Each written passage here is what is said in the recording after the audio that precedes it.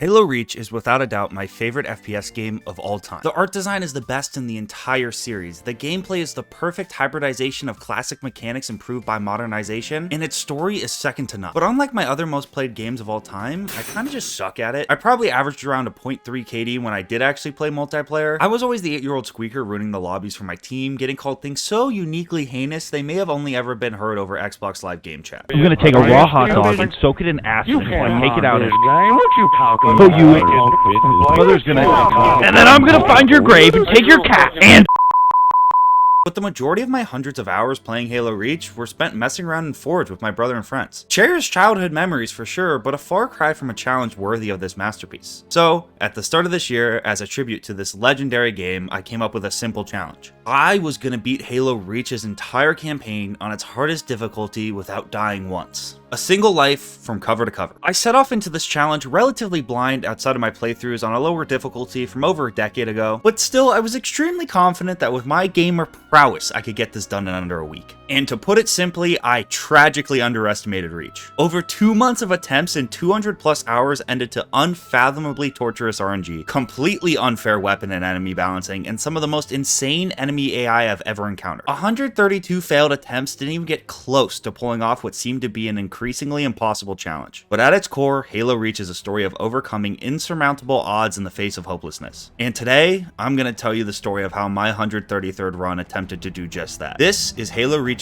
legendary difficulty, Deathless. What kills me?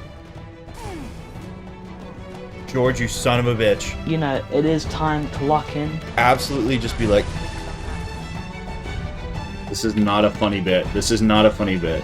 We don't need a tutorial for the fucking introductory cutscene! Give me the final level tutorial! Don't make me watch the fucking cutscene tutorial! Just fucking sitting there. He's just sitting there. He's just sitting there. Oh my god. It's the greatest elite warrior ever. Yes! Come on! Alright, let's start with the rules, which are pretty simple this time around. I have to complete every level in the game in order without dying once on Legendary difficulty, the hardest base difficulty in the entire franchise. If you're wondering just how hard this difficulty is, I think the original Legendary game description summarizes it pretty well. You face opponents who have never known defeat, who laugh in alien tongues at your efforts to survive.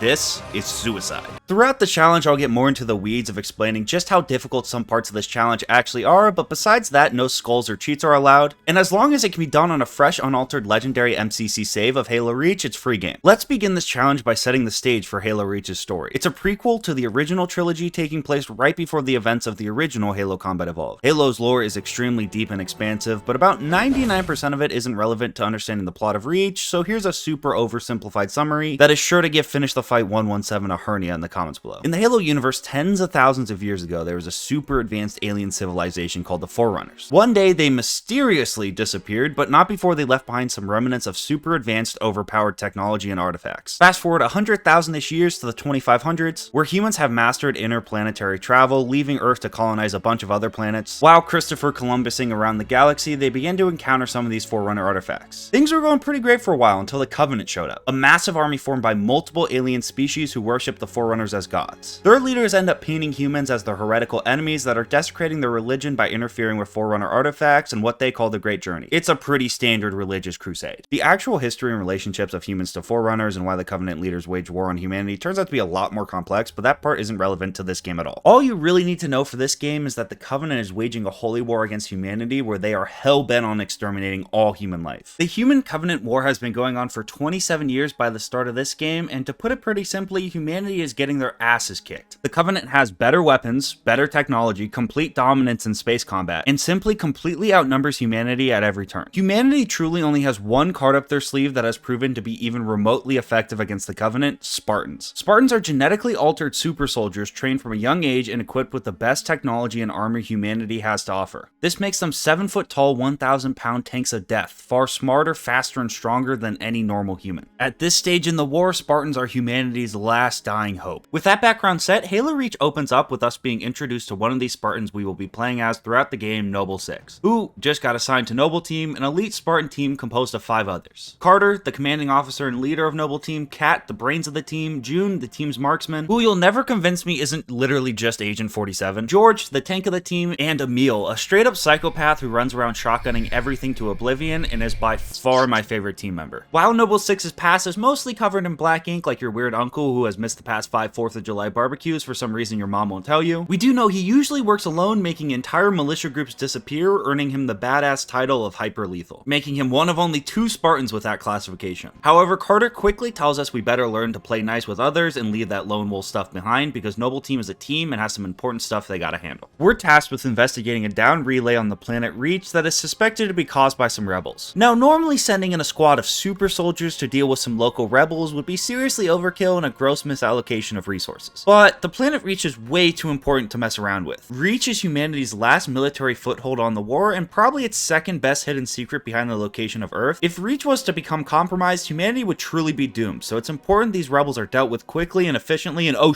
fuck, it wasn't rebels, it's the damn Covenant. The Covenant finding Reach is really bad, but before we can address that, we gotta get the comm relay online, starting the first playable mission of the game, Winter Contingency. From a gameplay perspective, it's by far the easiest in the game. All you have to do at the start of the level is shoot enough Covenant so you can escape to the edge of the map, and from there you can kinda just run around and drive through the first half of this level, skipping most of it. Eventually, there's an unskippable firefight section where you have to clear out a couple waves of grunts and a few elites, but after 100 runs or so, I began to memorize the drop patterns, so I could stay safely inside and kill most of the grunts before they even touch the ground. From there, you head on another Falcon ride to a timed firefight section. You're supposed to hold back the invading Covenant for long enough so that Cat can hack the door and lock it behind you, but like a lot of sections in this game, you can't actually fail it, and the door closing is on a set timer, so there's nothing stopping you from just sitting in the back of the map and waiting for that timer to go off. Once Cat closes the door and secures the base, a cutscene plays where she's trying to get the comm relay back online, and oh shit! What's the status? Over! We've been engaged! Bad guy coming out!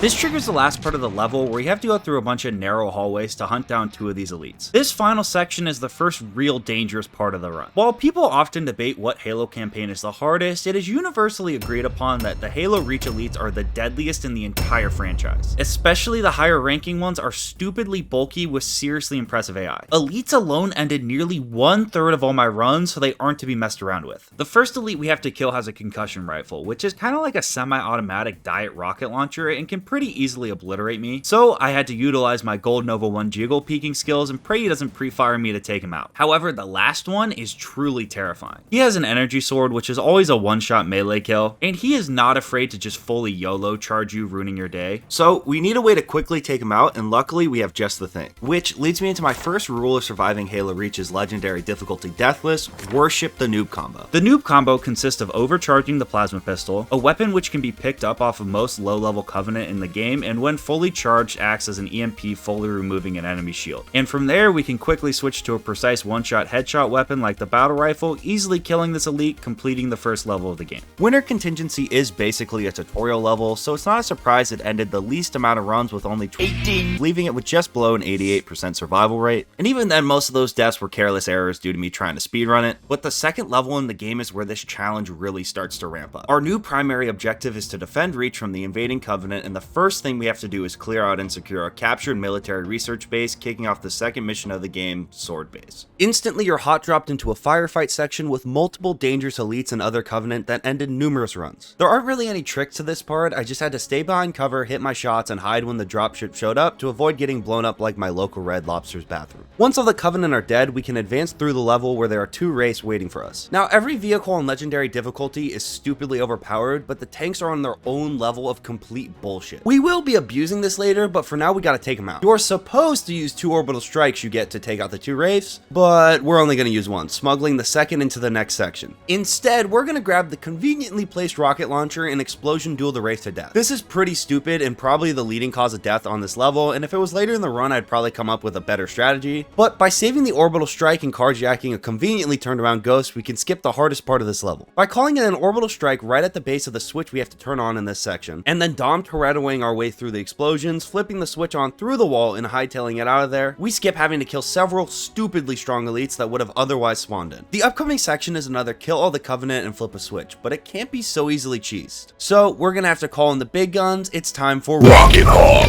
Marines in this game are generally pretty useless, but they do have unlimited ammo and homing explosions. So when you hand them a rocket launcher and stuff them in the passenger seat of a Warthog, they transform into guidable, unstoppable killing machines. Combine this with a turret on the back of the Warthog and it was time to mess shit up. Double kill, triple kill, overkill, kill, kill, trocity. The perfect cartwheel.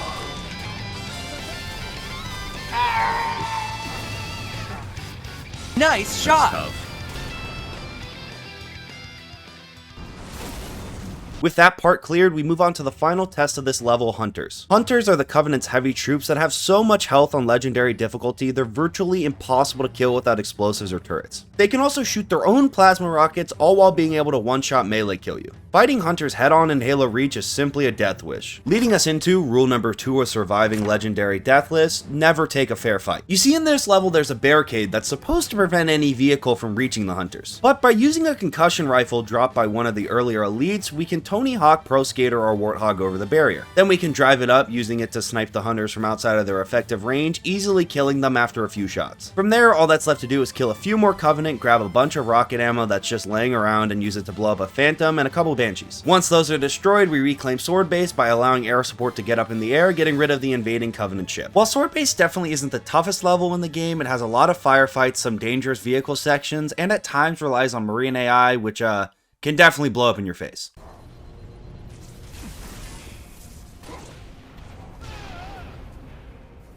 The Marine killed me? In the end, it ended 43 runs, the most of any level, leaving it with a very respectable 37% mortality rate. After securing Sword Base, we meet up with Dr. Halsey, who is doing Forerunner research inside the base. Dr. Halsey is a prominent figure within the Halo lore, being responsible for the Spartan program, which actually began before the Covenant War and was initially about abducting children to make them into war machines to kill rebels and militia, but we're gonna have to ignore that and our other ethical violations and war crimes for right now. Halsey scolds us for letting one of those super scary elites that jumped us in the first level get away. It turns out they were actually high-ranking elites that were dispatched by the Covenant to track down Forerunner artifacts sacred to their religion. Before we arrived, they killed one of Halsey's scientists, who was gathering data on Forerunner artifacts that he reported as a latchkey discovery. With humanity's back against the wall, we need a miracle, and we can't afford something like this to slip through our fingers. Luckily, Kat stole this data from the first level and just didn't tell any of us, which Halsey only knows about because of a security measure, so she ends up making Kat hand over the data, which would be a super important detail later on, but for now she just kinda yoinks Kat's USB and sends us off. Leading into the third playable level of the game, Nightfall. We continue on with our efforts to defend Reach, heading out with June to do some scouting on some reported Covenant structures. Nightfall is a sniper stealth mission, and it's honestly just really fun. Lesson 3 of surviving Reach Legendary Deathless is to learn the weapon depth chart. Playing the meta on Reach Legendary doesn't have much weapon diversity. 99% of the time, your two guns are going to be the plasma pistol and the needle/battle rifle. Occasionally, you're forced to use the Magnum at the start of levels until you can ditch it for a rifle, and it's pretty decent. Or once in a blue moon, you might have to use the plasma grenade or rocket launcher when you need to blow something up. Pretty much every other gun in the game is completely garbage and not viable on the legendary difficulty. The sniper is one of the few other situationally useful guns in the game. It's pretty good as long as you're fighting from a distance, which is pretty much all the enemy encounters for this level. So we get a rare breath of weapon diversity because the first 6 minutes of this level is just picking off heads from a distance with a sniper rifle. If you stay far enough back, most of the enemies won't even shoot at you. All you really have to watch out for at that point are elites charging you and suicide grunts, which are literally grunts who attach sticky grenades to their hands and run at you. They are surprisingly adorable in this state and unsurprisingly super deadly if you don't check your radar or corners.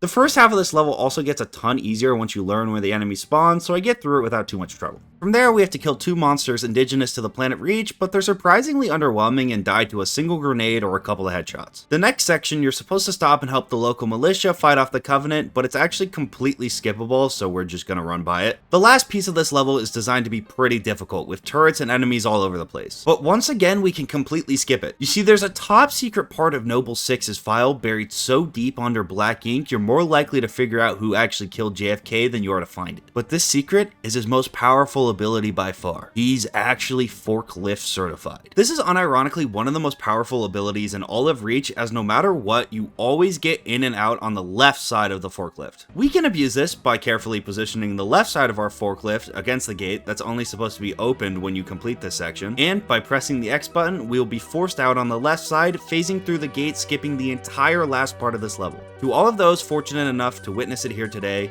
this is the greatest speedrun skip in gaming history. This is Forklift Skip.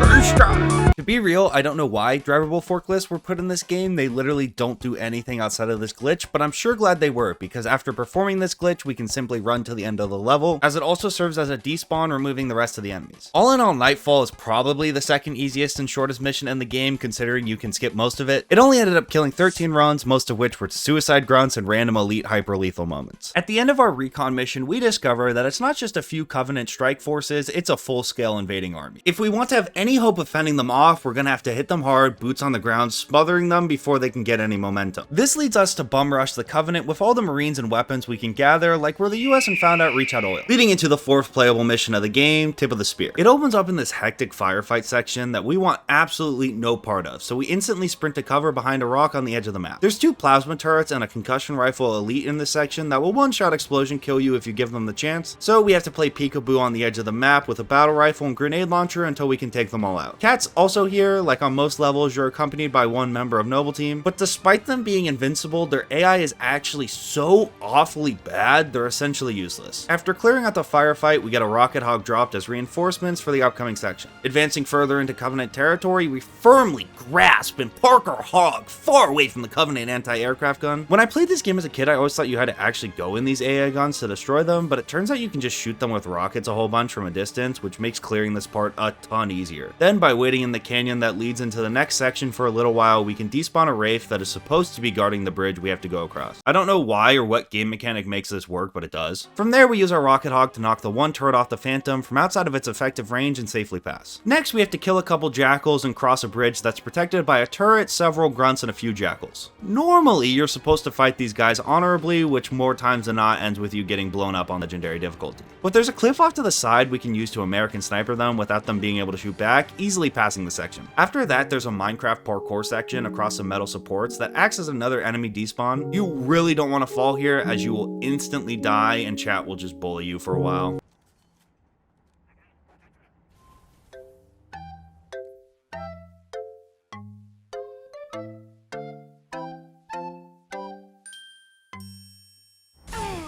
From there, we grab a plasma grenade launcher and move on to take out another Covenant AA gun. Luckily, there's a conveniently placed Warthog we can use to gun it down. Then we have to clear a landing zone for a Falcon in a stupidly annoying section with 2 Wraiths and 2 Hunters. Pretty much you have to jump around like a jackrabbit and just pray the Wraiths don't Kobe you. And because if you're far enough away from Hunters, they won't actually shoot at you, we have to spend precious, unexaggerated minutes of my fleeting youth spraying the hilariously inaccurate Warthog turret at the Hunters until they finally crumple over and die. Once the landing zone is clear, a Falcon comes and picks us up to take us to a Covenant teleporter pillar we need to destroy. This initiates an auto-scroller turret section through the canyon. Doing this blind on Legendary is pretty much a guaranteed death, but if you know where to pre-fire, it's actually super easy. Once the auto-scroller is complete, we enter through the teleporter's force field, which causes us to crash land. Because Spartans can literally survive falls from space, we survive, but we need to quickly get up to turn off the force field so our air support can get in and blow up the teleporter. We sneak through the majority of this area, making sure to grab a plasma pistol, and from there we make our way to a gravity lift to reach the command center of the teleporter. We bounce a grenade off the wall to take out a fuel rod grunt that's guarding the door, while overcharging a plasma pistol to kill a sword elite that's guarding the switch before he can even draw his weapon. After handling the other grunts in the control room, we drop the shield at the command console, ending the mission and allowing for our air support to come in and blow up the tower. Tip of the Spear is a long level with some vehicle encounters, but nothing too crazy, leaving it with only a 27% mortality rate. Good for the third lowest of any level. With the teleporter destroyed, the Covenant are on their back foot and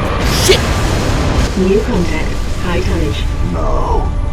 No, somebody tell me this ain't happening. UNSC frigate Grafton. Do you copy? The Grafton is dust. We need to get out of here now. Yeah, so it turns out the teleporter was actually linked to a Covenant supercarrier, which is pretty much Halo's version of a Death Star. While the planet calls for backup, our nukes and other reinforcements are a couple days away, leaving us defenseless against the supercarrier, which has already begun wreaking havoc on the planet. It becomes pretty clear that if we sit idly by, the supercarrier will all but certainly be the end of reach. So we need to find a way to somehow take this thing out. Without any other options, Kat remembers a different classified file she stole detailing a malfunctioning slipspace drive that destroyed one of humanity's ships a couple years ago. Kat's sticky fingers might actually save us this time though. She proposes we somehow fight our way onto the supercarrier, smuggling a slipspace drive, then rig it to fire incorrectly, teleporting half the ship to oblivion. Luckily, in Noble 6's files, somewhere less classified than that whole forklift thing, he was a pilot for an experimental Saber program located on Reach that might just give us a chance to pull this off. It's certainly a long shot, but one we have to take if we want any hope of saving Reach and by extension humanity, leading into the 5th playable mission of the game, along Netted Solus. The level opens with us being dropped outside of the Saber launch site, which, surprise surprise, like everything else on this godforsaken planet, is under Covenant siege, so we have to fight our way in. We take a path through some rocks to avoid Covenant detection and storm across the beach like it's Normandy. We make our way back to this weird platform that drops off a wraith that we need to take out before it can rain hell down on the beach. Considering all we start with in this level is a pistol, we have to board the back of the wraith to destroy it. If you time it perfectly, right as the wraith starts to dip, you can safely jump on the back of it right as it hits the ground, destroying it before it has a chance to kill you. The timing is pretty tight though, and if you miss it by just a couple seconds, it's certain death. But once we time that correctly, there's a couple more Covenant we have to kill, and then after grabbing a full battle rifle and energy sword, we hop into the Saber with George and get ready for what is easily the single most torturous section of this entire game: space. This space section doesn't just easily make this mission the hardest in the entire game, it puts it in the running for one of the toughest in the entire franchise. There's a total of 4 waves you have to complete by eliminating all enemy ships and or completing a couple of objectives. In the first wave, you have to destroy a flood of Banshees, which are low-ranking Covenant ships that don't have shields, so they only take 1 or 2 shots from our ship's machine guns to explode. The Banshees can't even do that much damage in the first place, so if you just camp where they spawn in and take them out before they can gang up on you, this wave's really not that bad. The second wave, however, consists of 4 Seraphs, which are straight up sadistic in this game. They will earhole you with unpredictable maneuvers and use their plasma turrets to shred you to death worse than DreamWorks did to the Shrek series. Seraphs also have an overshield you have to take out with several machine gun rounds, and only then you can switch to a rocket to destroy them. Their shields will also just fully recharge after a little while if you don't hit them with a missile to finish them off, making their overall time to kill insanely beefy. And as if that somehow wasn't enough, the MCC port I'm playing on increases the FPS and tick rate from the 360 version. This rattles the hive of these Phantoms, making them faster and even more aggressive than in the original game. Combine this with the fact that on this difficulty, our ship is literally made of tinfoil and will explode if you breathe on it a little too hard, or if you so much as scrape its bumper. Buy us another minute, Saber teams.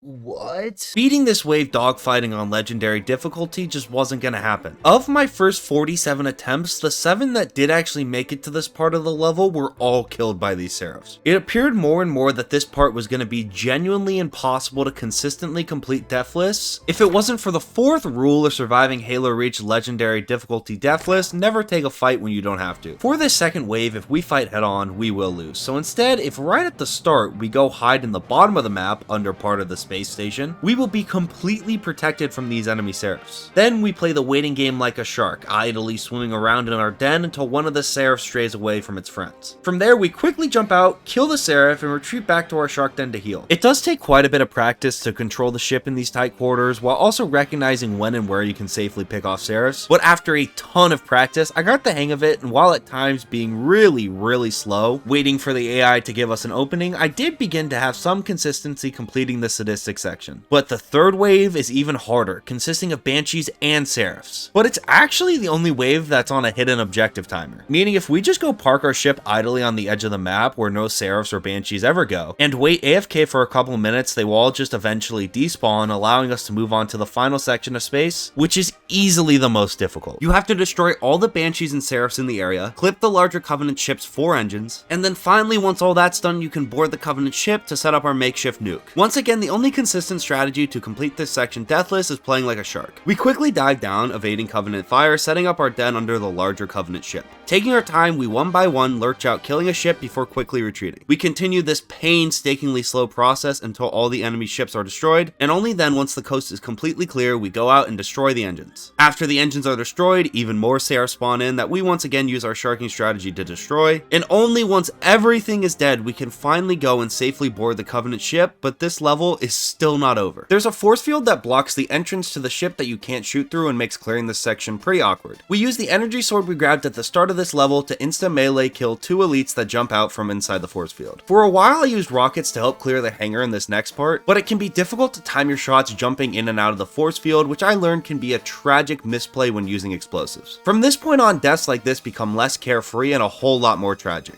This level alone takes almost as long as the first 4 levels combined to complete, bringing our total runtime to about 2 hours to this point. Pissing away that kind of time to stupid mistakes on a run that has the potential to be the one is absolutely soul-breaking. So instead, I'd make the careful play to charge inside the ship, falling into a safe corner. From there, using a combo of the energy sword and battle rifle to clear the room. After the room is clear, there's a hallway firefight section that is pretty challenging due to the lack of cover, so we're gonna have to make our own cover. Halo Reach has these things called armor abilities that let you trade out your sprint for a different power-up. These could be things like making a hologram or giving yourself a jetpack. Now, I haven't mentioned any of these yet because 99% of the time they are completely useless and not worth giving up the ability to sprint. However, the drop shield armor ability that is available in this section can give us some much needed cover. It allows us to drop down a depletable energy force field that acts as cover in this tight hallway. We can also abuse the aggressive elite AI, using it as a trap, allowing us to kill elites with our sword and clear this section without too much trouble. Once the hangar is secured, we open the door for George, who brings the makeshift nuke on board in a Pelican. While George stays back to defend the Pelican, we have to fight our way to the ship's control room, orchestrating a refueling run for the Covenant ship to the supercarrier in order to hand deliver our makeshift slip space drive nuke. Utilizing the noob combo, I made it to the control room without too much resistance. The actual control room is full of dangerous elites, including a concussion rifle elite and an invisible sword elite. But by taking it slow and utilizing the noob combo, I clear the room and initiate the refueling sequence. Once the sequence is initiated, more Covenant spawn, but they're not too much of a challenge as we quickly make our way back to the Pelican for the final firefight section of this level where you're supposed to protect the Pelican. However, just like every other defend objective in this game, the Pelican is invincible. It can take as much damage as I want. The only way to actually lose this section is if I die. This section is crazy difficult with a bunch of deadly high-ranking elite spawns. But we won't have to deal with any of that because we can become invincible. By walking over to the Pelican, crouching at an angle and pressing X, you get in the front-facing turret. This 1000% wasn't intentionally left accessible, as there's literally nothing prompting you to get in, and it makes you 100,000% completely invulnerable. You can also tell because the animation for the turret is completely broken and just repetitively flashbangs you every time you fire. But we can use this turret to eliminate all the Covenant in the final firefight section, allowing us to cheese the rest of the way to the end of this sadistic ass level. In the end, Long Night of Solace claimed a monstrous 22 of the 44 runs that reached it, giving it a mind-boggling 50% mortality rate. This is a percentage at this scale I have never experienced in any of my challenges, but tragically it wasn't quite done claiming lives yet.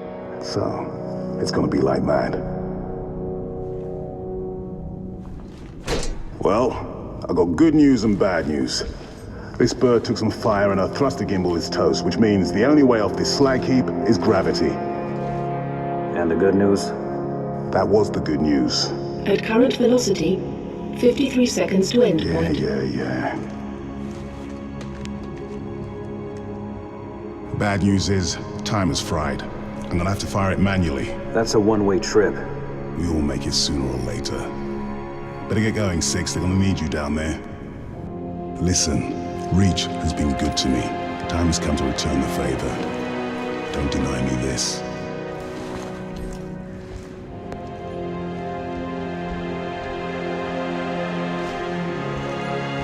Tell him to make it count.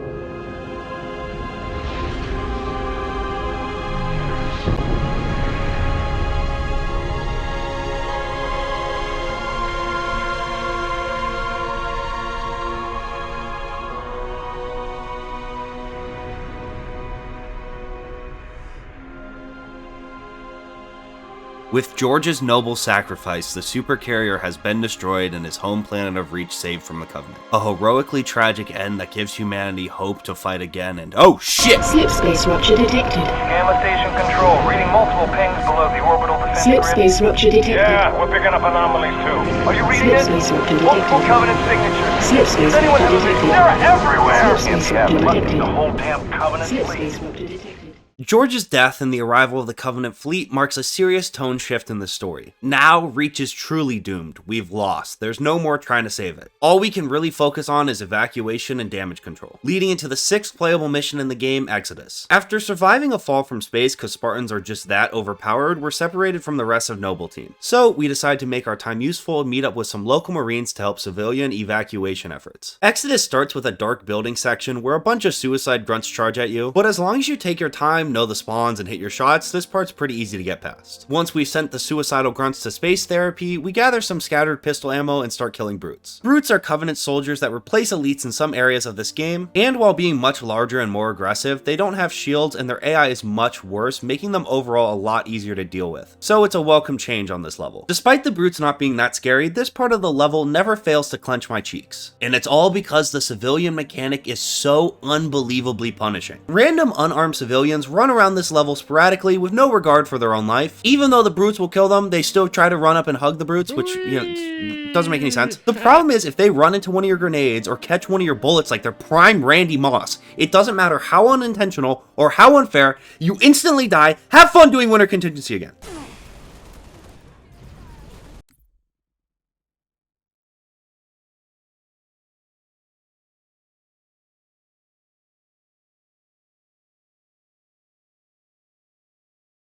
Several hours of painstakingly intense grinding down the drain in a matter of seconds because a stupid civilian tried to catch my bullet. Ironically, the safest strategy quickly became to hide for a little while and just let the brutes kill all the civilians before fighting them. After carefully clearing out this section, there's a long firefight where you have to kill a ton of brutes as you wait for an elevator to clear. Fortunately, there's a couple needler drops on this level that we gather. The needler finds itself in the situational tier of my weapons tier list, and that's just because against shielded enemies it really struggles. The needler uses kinetic ammo which relies on super combining after landing several shots which cause an explosion. But shields just completely negate this effect, making it practically useless against elites. But against the shieldless brutes, the needler absolutely tears them to pieces. Outside of that, there are a couple brute chieftains that will charge you with a gravity hammer, another one-shot melee kill, but as long as you keep your distance and your needler loaded, this section is pretty straightforward. Next up is a mandatory jetpack section with some simple jumps and quite a few enemies. It takes me a while to clear because I kill everything from a safe distance, but better safe than sorry. After that, we grab a full battle rifle and rocket launcher for the rest of this level and hit some funky edge of the map jetpack despawns and encounter skips before landing in the second to last area of the level. There are a handful of high-ranking brutes in this game that have shields and are among the toughest enemies in this game to kill. One of them spawns in this section, so I double rocket him at the start of the fight while his back is turned so we don't have to deal with him. Besides that, in this section, there are a couple fuel rod grunts that will sneak up on you and one-shot explosion kill you, so I jump up to a higher ledge giving me some cover and try to find and kill them early. Once those grunts are gone, we click on some not so scary Covenant heads and prepare for one of the worst parts of this entire run, the Exodus auto-scroller. We have to ride in the passenger seat of a Falcon that carries us to the next area as it's being attacked by Banshees. The problem with riding passenger seat in a Falcon is you can only shoot and see one side of the Falcon, meaning if at any time during this section a Banshee flies on your weak side and decides to shoot at you, you're just straight up defenseless.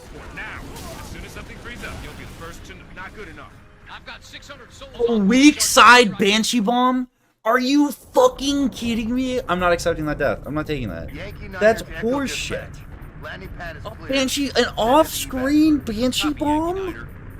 Unfair deaths like these are the absolute worst and most demoralizing kind of deaths you can ever have in a challenge like this. Dying here is one of the only times I've ever truly considered throwing in the towel in one of these challenges. It's just so painful to watch 3 hours of your life go down the drain to something that's completely unfair, and it makes me so irrationally angry and I just want to.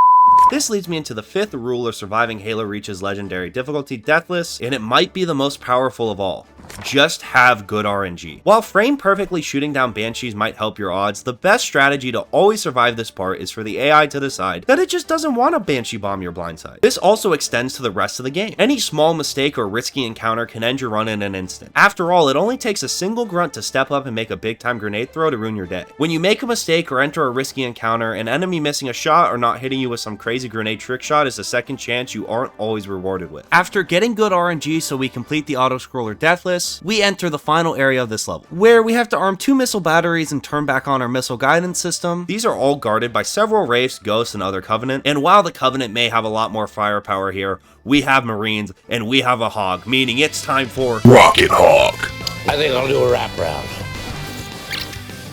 We'll wrap around. We'll wrap around. We'll wrap around.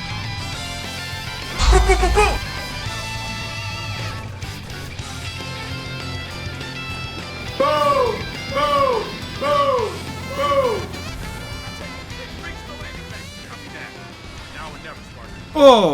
okay.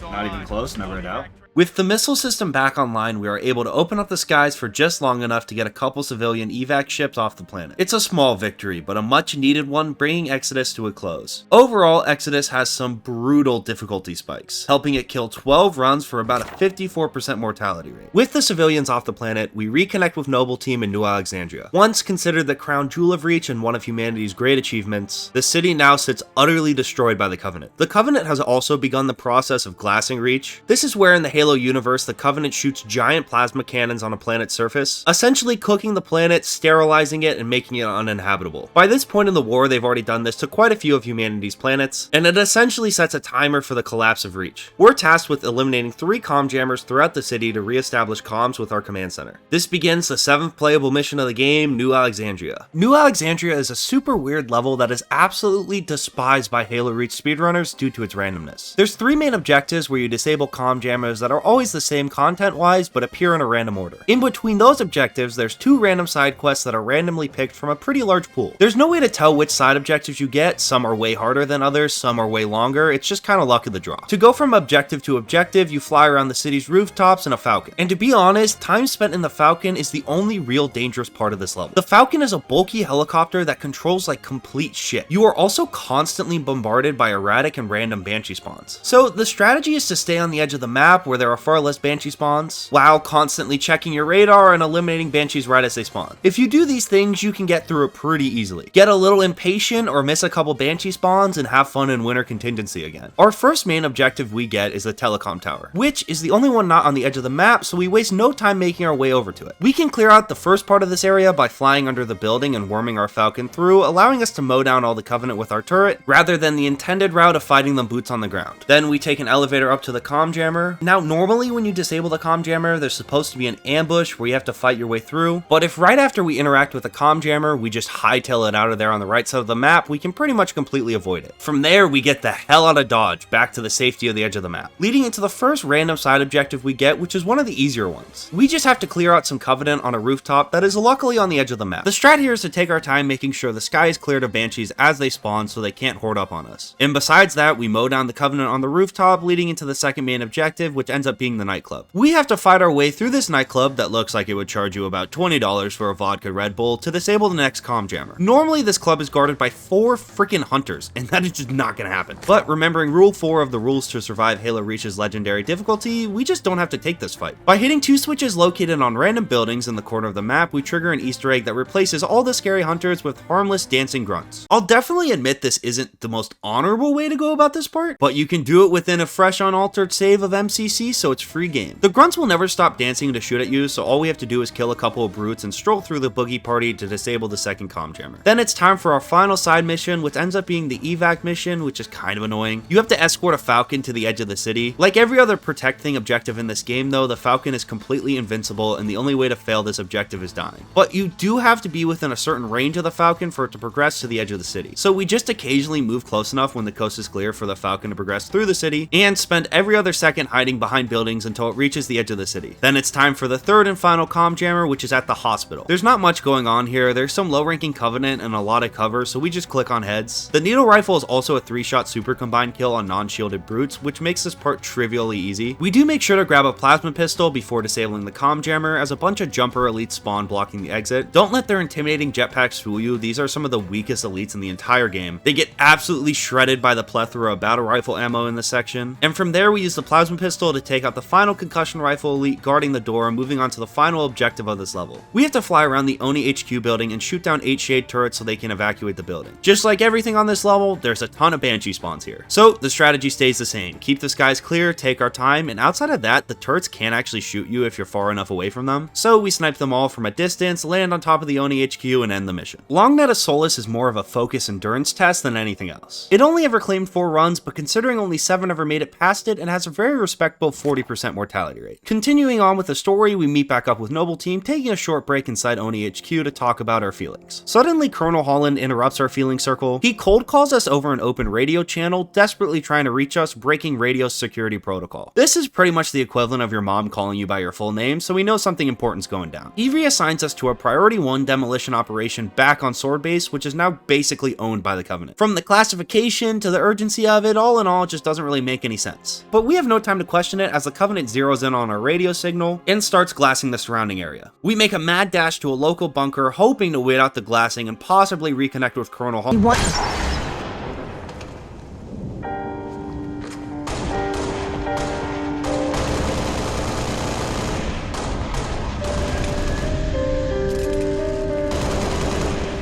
Come on, get in! Let's go, come on! Close the doors! Faster!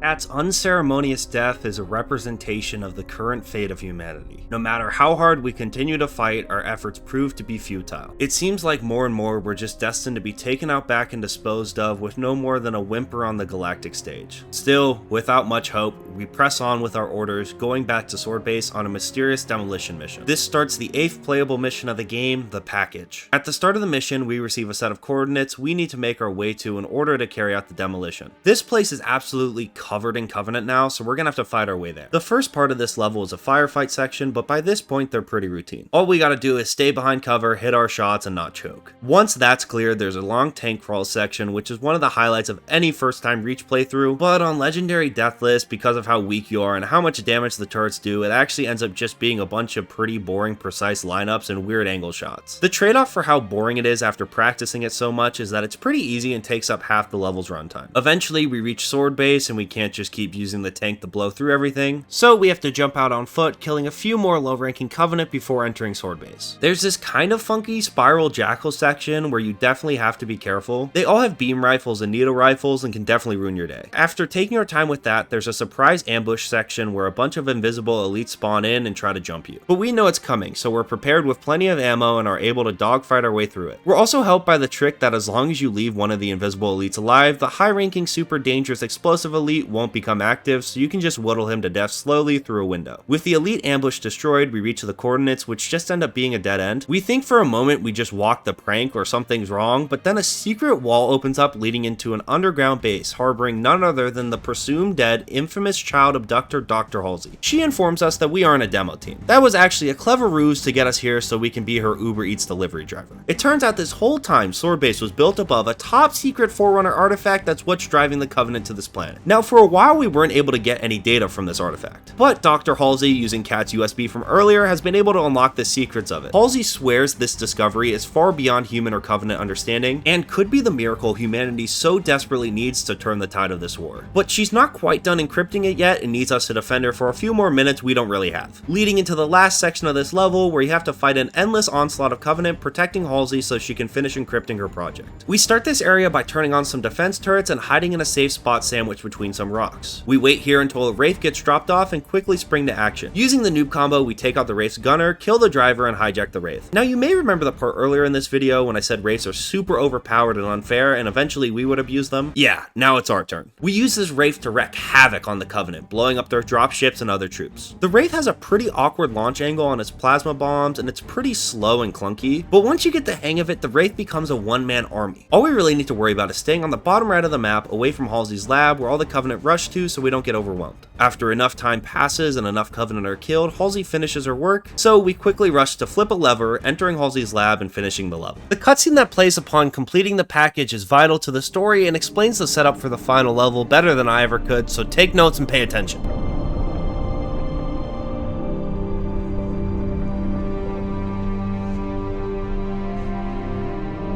What is this stuff? Knowledge. A birthright from an ancient civilization. This AI is its custodian, and she has chosen you as her couriers.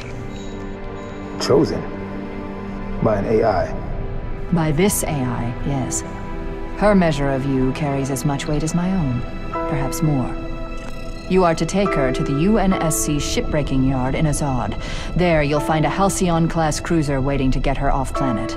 I understand. Do you? Mankind is outmatched. When Reach falls, and it will fall, our annihilation is all but certain. Unless we can glean from this artifact a defense against the Covenant. A game-changer. On the level of the conical bullet in the 19th century, or faster-than-light travel in the 23rd. And what if we can't? An apt question, if there were somewhere else to place our hope. There is not.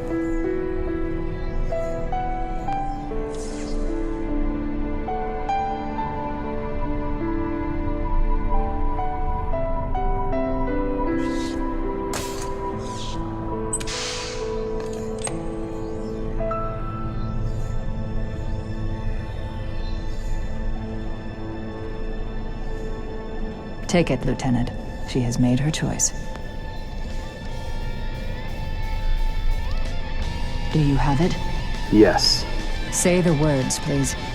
I have it. June leaves with Halsey to escort her off the planet, but the stage is set. This Forerunner AI is humanity's last hope, and it has chosen us as its carrier. With Carter and Emil by our side, we have to get it off this dying planet no matter the cost. Leading into the last playable mission of the game, the Pillar of Autumn. We have a rendezvous set with the Autumn, a ship that will be the last ticket off this planet before humanity abandons Reach. It's a tight window, and we're gonna have to face heavy Covenant resistance to pull it off. While trying to make it to the rendezvous point, we have to fly through a canyon.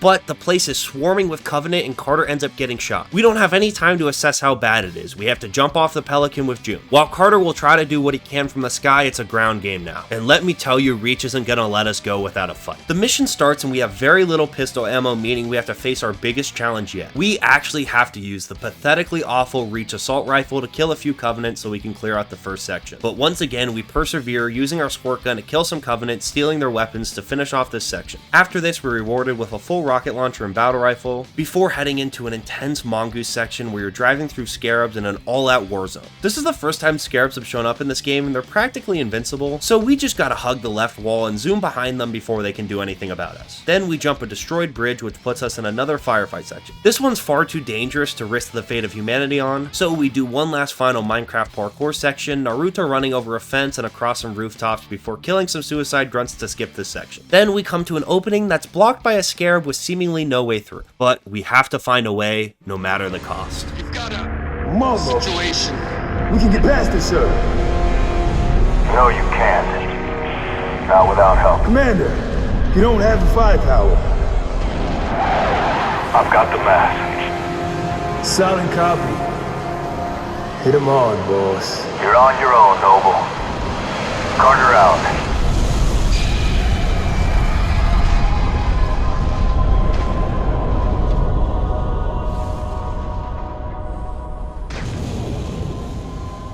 Crevice to the east.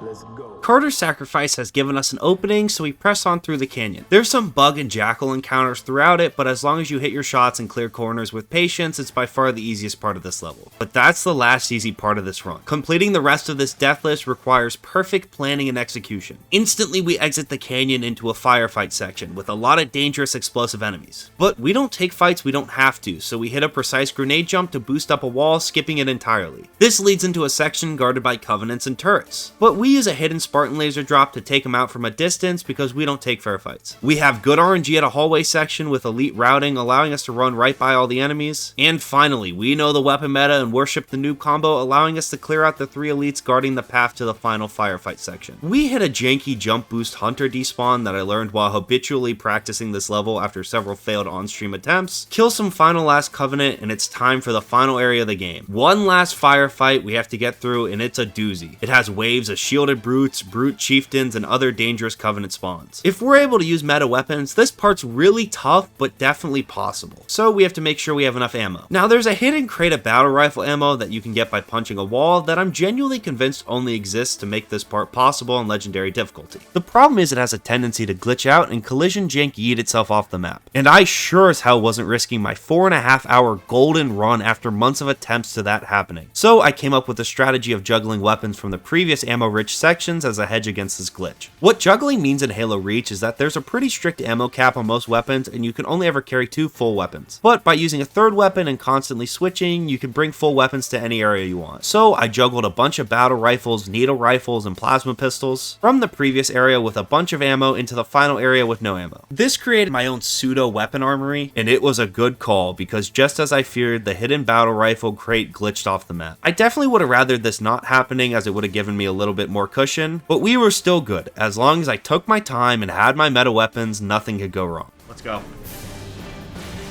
Come on, stay locked, stay dialed.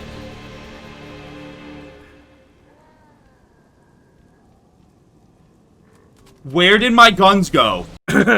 Yeah. So it turns out my genius juggling strategy was completely thwarted by a weapon despawn feature I didn't even know existed. I was now left in the hardest firefight section of the game with my beautiful strategy crumbling around me. I was running out of meta weapons and noob combos. I had to take this fight fair and square, and there was no RNG bailout coming this time. Was that it? Back to the drawing board to craft a better strategy to end the run while I wait for the stars to align again? No. No, not this time. Because we've got a new golden rule for surviving Halo Reach Legendary Deathless. Get the motherfucking package off the planet, no matter the fucking cost. This thing is so ass.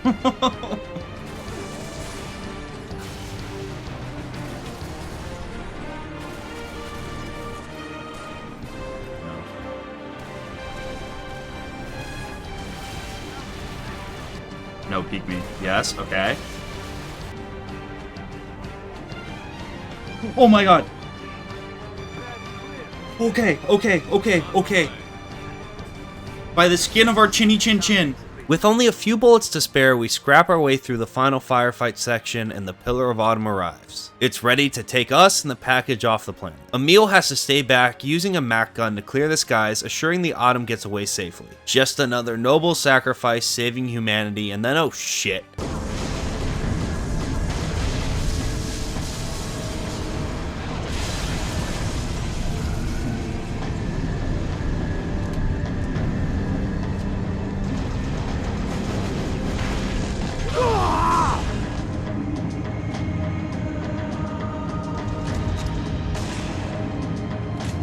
Who's next? I'm ready! How about you? Out of nowhere, Emil got attacked and killed by the high-ranking elites that we encountered on the first level. The best of the best the Covenant has to offer, they have been sent to destroy the package. Once again, the game has changed. There's no way the Autumn will survive without covering fire, and we're the only one left capable of fighting through the elites to provide it. So we hand the package off to Captain Keyes, the captain of the Autumn, and get ready for just one more lone wolf mission. Get to the gun and get the package off the planet.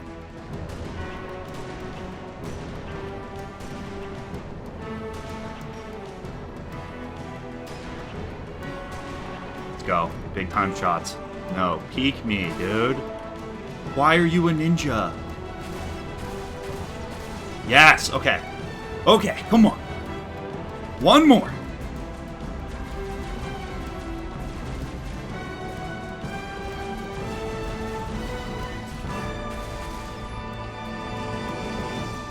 With the last elite in the game killed, all that stands between us and victory is one cannon shot. Go. Go, go, go, go, go, go, go, go, go, go, go.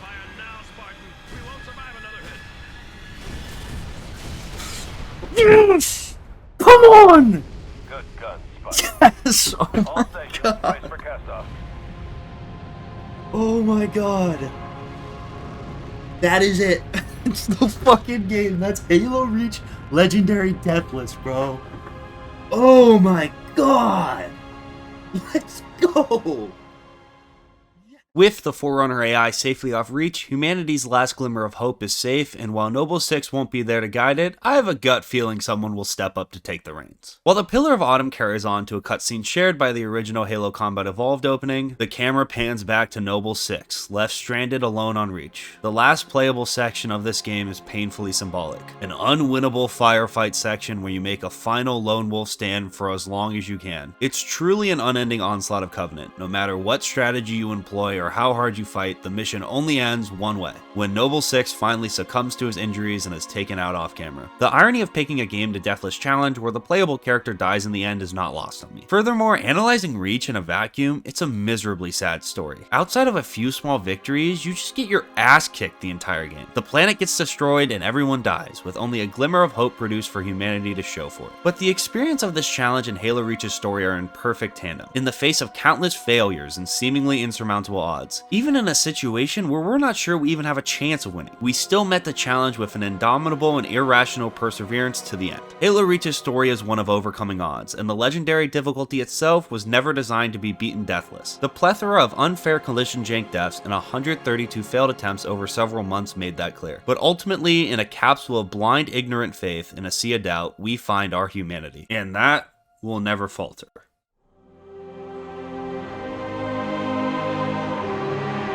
It didn't take long for Reach to fall. Our enemy was ruthless, efficient, but they weren't nearly fast enough. For you had already passed the torch, and because of you, we found Halo, unlocked its secrets, shattered our enemy's resolve. Our victory, your victory, was so close. I wish you could have lived to see it. But you belong to Reach. Your body, your armor, all burned and turned to glass. Everything. Except your courage. That you gave to us. And with it, we can rebuild.